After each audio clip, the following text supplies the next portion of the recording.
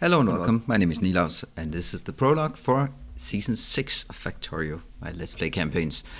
And yes, Season 6, this is actually Season 5 and Season 6 will be running in parallel because they are quite different in structure.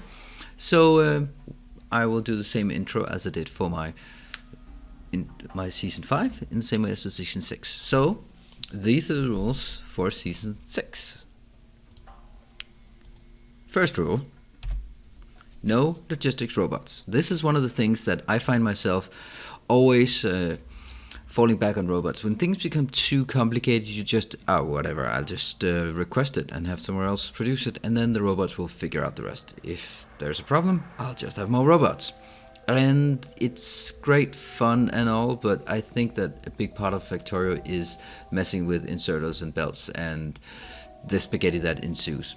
So I'll give that a shot and try without any logistics robots. I will have construction robots. I don't intend to have a full-ranging robots network covering everything, but primarily a personal roboport to stamp down a lot of the blueprints and clear forest, that kind of thing. So the next rule, this is where it gets interesting as well. All of Bob's mods, because a vanilla campaign would just be too simple and too easy. Bob's mods, you say? Well, we all know that. That's a lot of interesting, complicated things, primarily on the production side with a lot of the intermediates. And my God, I hate those circuits. And I spend all my time just messing around with basic electronics components. But hey, now I want a challenge, so I get a challenge.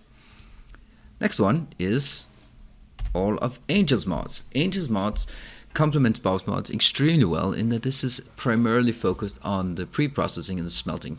So instead of having all of the Bob's mods, I'll have all of the Angel's mods ores that will then be processed and refined and crushed and sorted and everything into the Bob's mods. From there on, Bob's mod will take effect and be a pain in the ass for the rest of the campaign. So this is going to be big, and it's going to be without resolving to logistics robot just to fix things and make it all come together. This is actually not very different from my Season 3, but I had a look back at my Season 3 that just ended not too long ago, and when I looked at it, it was just a complete mess. There was no structure, it was just me tumbling about, and I feel that I'm a lot better player now. So this is why I want to repeat it, and also the mods, specifically Angel's mods, have matured a lot since then. There were a lot of errors or inconsistencies or just impracticalities in the Angel's mods when I played it, and I think this is getting a lot better as it is now. So that's why I want to repeat that. Also, I'm a big fan of Angel's mods and Bob's mods and the work they've put into the community to make these amazing mods. I don't feel that they go well together with UK Industries, so that's why I don't want to mix them. But I am really keen on these mods. Now, the next one should not be a particular surprise.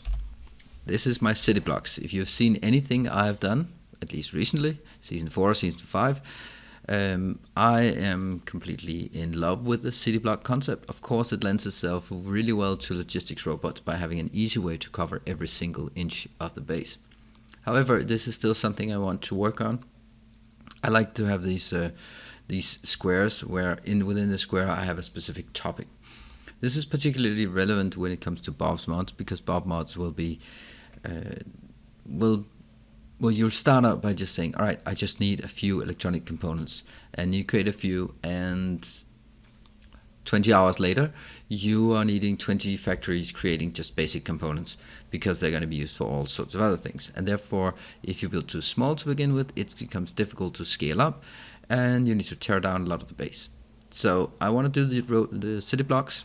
However, if I don't do the logistics robots, then I'm going to run into another issue, and that is going to be the main boss. I'm not a particular fan of the main boss. It does have its advantages, but I want to do something different. So I want to do trains instead of bus. Well, that seems like public transport, but it isn't. I really want to use the trains to ferry stuff between the different city blocks, and I've not really figured out how I want to do that. And I will be busing a lot of things like raw materials. I'll be busing that somewhere, but it doesn't make sense if I want to do really a matrix of city blocks that goes in 2 dimensions, because the main bus only goes in 1 dimension. So I really have to experiment with either having parallel buses so that they serve different purposes, and in that case, how do I split, how do I add? That's also a bit of a challenge. And how do I mix things that go between the buses? So for example, if I have one that deals with general buildings, I suppose, and another one dealing with electronics, well, suddenly I need the electronics for the buildings, and how am I going to pipe that across to the city block that now is building, I don't know, roboports, for example?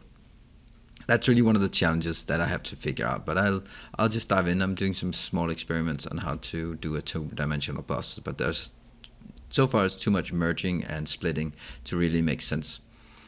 In any case, I'll be starting up the campaign using Bowser mod, Angel mods in a structured city blocks way. Again, this campaign, like my Season 5 campaign, will be very heavily focused on the design of small factory units, because that's really where I find the interesting parts of this mod, of these mods, and really Factorio in general, is how to do nice designs that are well balanced and fit well together. This is also why the no logistics robot is so keen. I mean, you can compensate for a hell of a lot of things by robots, and this is what I'm going to try to avoid. So that should be it, and I hope that you will follow this campaign and provide some feedback. I'll be happy to get the feedback. I think I also need it. I learned a lot from the feedback from my previous campaigns, and I really do appreciate that. So thank you very much, and I'll be seeing you as we dive into the campaign. Cheers. Bye.